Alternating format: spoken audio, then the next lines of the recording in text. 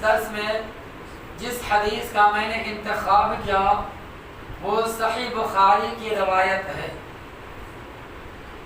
دنیا میں جتنے قوم ہیں نا ان تمام قوموں میں دو قسم کے قوم کے اندر گمراہی پائی جاتی ہے، اور گمراہی کی جڑ اور صحیح راستے سے بھٹکنے کی بنیادی وجہ یہ دو راستے ہیں۔ انہی دو راستے سے قوم بھٹک کر کے دو چیزوں کے اندر شرک کا ارتکاب کر کے وہ اللہ کا مجرم بندہ ہو گیا۔ کیسے؟ ایک تو توحید کے اندر شرک کیا اور ایک رسول کی رسالت میں شرک کیا۔ ایک قوم وہ ہے جو اللہ کی توحید میں شرک کر کے گمراہ ہو گئے اور ہمیشہ ہمیشہ جہنم، اور دوسری قوم ہے جو رسول کی رسالت میں شرک کر کے گمراہ ہو گئے۔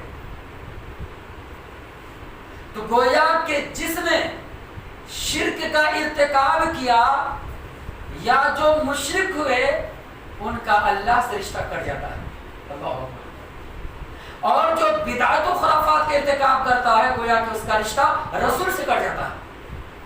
بہت بڑی بات ہے۔ تو ایک کا رشتہ اللہ سے کٹ گیا، ایک کا رشتہ نبی سے کٹ گیا۔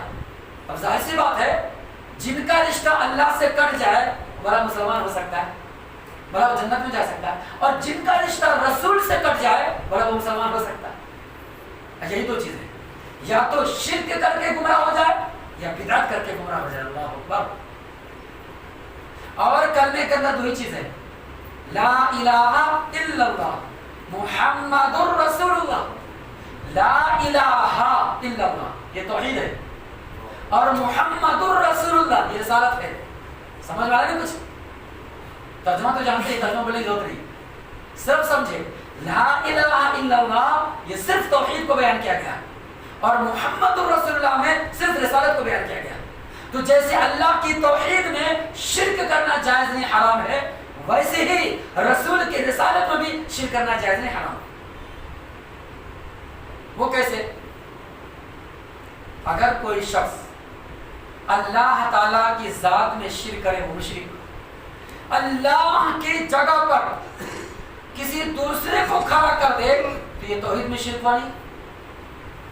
اولاد دینے والا اللہ تعالیٰ، اب کوئی یہ عقیدہ رکھے فلاں بابا بھی مجھے اولاد دیتا تو ظاہر سے وہی اللہ کی توحید میں شرک ہوا۔ اسی طریقے سے جب ہم نے محمد الرسول اللہ پڑھا ہے کہ محمد صلی اللہ علیہ وسلم اللہ کے رسول ہے، تو رسول ہونے کے اعتبار سے آپ کی ہر بات کو مانا جائے گا، آپ کی ہر بات کی اطاعت کی جائے گی، آپ کی اتباع اور پیروی کی جائے گی۔ آپ کی اتباع پیروی میں دوسروں کو شریک نہیں کیا جا سکتا۔ اگر کسی اور کو رسول کے درجے پر کھڑا کر دیتے ہیں تو یاد رکھیے رسول کی رسالت میں شرک ہو گیا۔ اور اس کی بہت ساری مثالیں، دلیل ایک دو دلیل نہیں، سینکڑوں دلیل ہے، یہاں پہ یہاں وقت کہاں بیان کروں۔ مثال کے طور پر آپ سمجھے، اللہ تعالیٰ نے قرآن کے اندر وضاحت کے ساتھ بیان کر دیا ہے۔ کیا بیان کیا ہے؟ وَمَا آتَاكُمُ الرَّسُولُ فَخُذُوهُ وَمَا نَهَاكُمْ عَنْهُ فَانْتَهُوا۔ رسول جو دے دے وہ لے لو، رسول جس چیز سے منع کرے اس سے رک جاؤ۔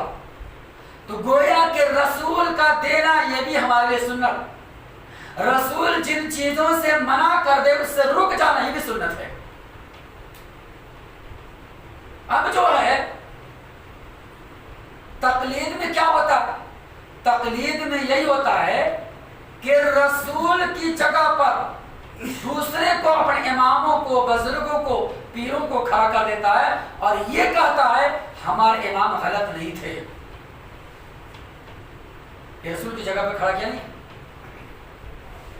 کرے غیر اگر بت کی پوجا تو کافر، جو ٹھہرائے بیٹا خدا کا تو کافر، کواکب میں مانے کرشمہ تو کافر، جھکے آگ پہ بہر سجدہ تو کافر، مگر مسلمانوں کے لیے کشادہ ہے راہ، परस्तिश करे शौक से जिसकी चाहे, नबी को जो चाहे खुदा कर दिखाए, इमामों का रुतबा नबी से बढ़ाए, न तौहीद में कुछ खलल आए, न ईमान जाए, न इस्लाम बिगड़े।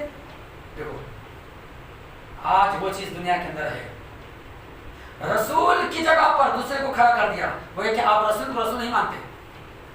आप लाख दुनिया में कह ले हमने रसूल को रसूल माना, ये सब बेकार है।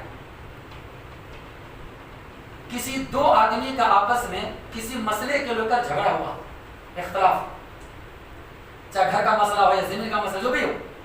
अब ये मामला जो है मोहल्ले के, गांव के जो बड़े आदमी है, रईस, सरदार, चौधरी, उनके पास गए भाई, पंच के पास फैसला कराने के लिए।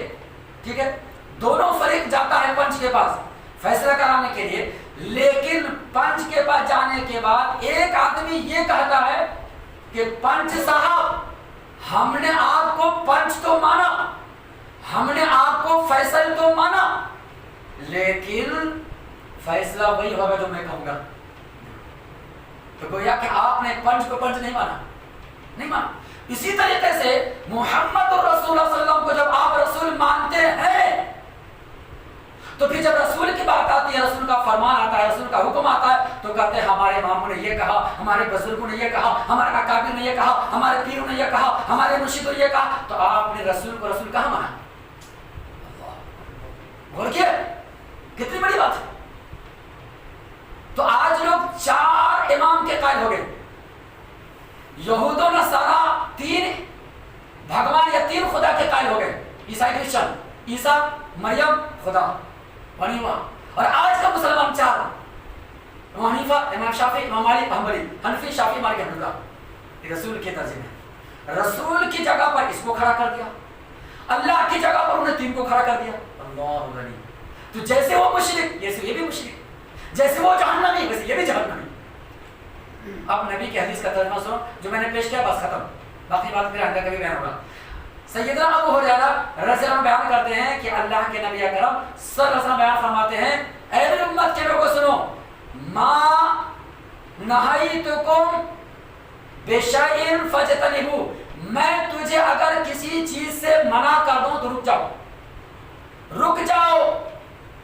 ये अल्लाह का हुक्म है, मैं नहीं कर रहा हूं।